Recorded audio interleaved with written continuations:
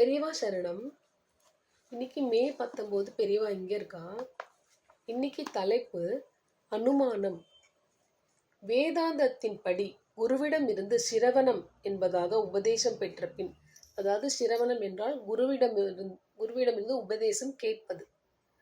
வேதாந்தத்தின் படி குருவிடமிருந்து சிரவணம் என்பதாக உபதேசம் பெற்ற பின் அதை மனனம் பண்ண வேண்டும். அதாவது மனப்பாடம் பண்ண வேண்டும், சொல்லி சொல்லி பார்க்க வேண்டும். ஆச்சாரியார் மூலமாக கேட்டதை புத்தியில் ஏற்படும் யுக்தியை கொண்டு நினைத்து நினைத்து பார்ப்பதே மனனம். இதில் அனுமானம்தான் விசேஷமாக கை கொடுக்கிறது.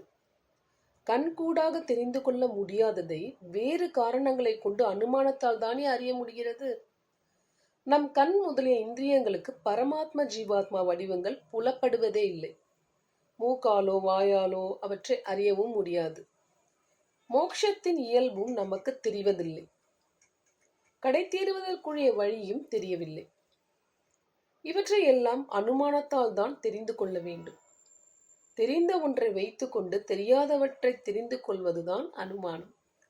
இடி இடிப்பதன் மூலம் மேகம் இருப்பதை அனுமானிப்பது போல. பெரியவர் சரணம். தேங்க்யூ.